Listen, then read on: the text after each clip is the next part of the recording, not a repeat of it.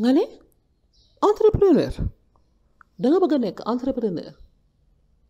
wóor na ne da nga bëgg a nekk entrepreneur déedéet balaa nga may tontu xaaral ma wax la li nekk ci mbirum entrepreneuriat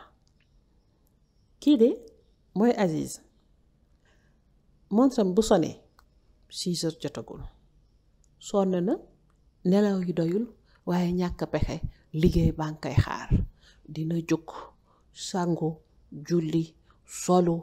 bu ndekkee daf caa am chance buuxante ci oto yi egg liggéey sonn wàcc ñëw tëdd ëllëg si fi mu jaaroon yépp dina fa jaaraat loolu lay dund saa su ne di ko dund weer di ko dund at di ko dund 40 ans kookoy Aziz nga ne pour lan muy def loolu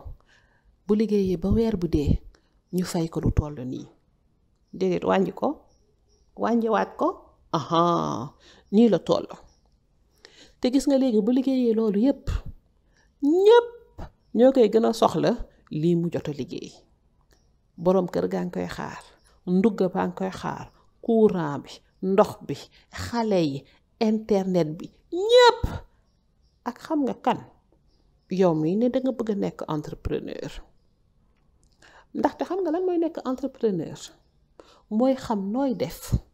ba nga xamante ne Aziz mii daj loolu yépp bu la gisee dalal la jël xaalisam jox la ko ba pare ànd ak seeg xol bu sedd guy xam nga ne ko wéradi mooy bëgg a dugg ci xeex boobu déedéet dama bëggoon wax xam nga ne entrepreneur booy bëgg a dugg ci xeex boobu kon léegi wax ma dangaa bëgg a nekk entrepreneur ba léegi nga ne waaw xamoon naa ne dese ngaa wér waaye xam nga lan la dala lax jàmm fii la entrepreneur yi fekk baax am nañu waxtaan yu yaatu kon boo yeboo abonné ci chaîne bi jàngat bi njëkk mooy lii mooy jikko entrepreneur nelaw ba yandoor ndaxte danga guddee tëdd danga sonn fàtteel àndandoo ak xarit yi say am ni jàmm foo kaaf ree jeex na ku ñëw nga jàppale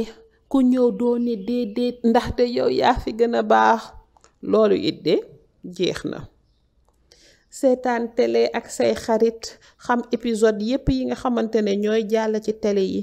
série yi ku la ci laaj xam nga ci dara mukk fàtteel xam nga lan mooy say àndandoo yu bees jàng bu metti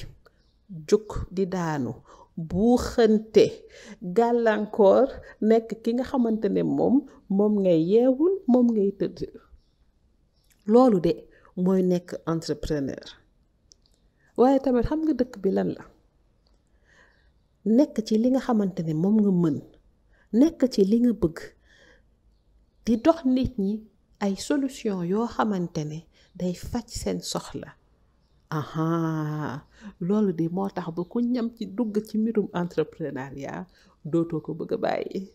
bu dee yaa ngi gis sa bopp ci entrepreneuriat ba léegi kon nag abonné chaîne bi ñaareel jàngat baa ngi ñëw samedi incha allah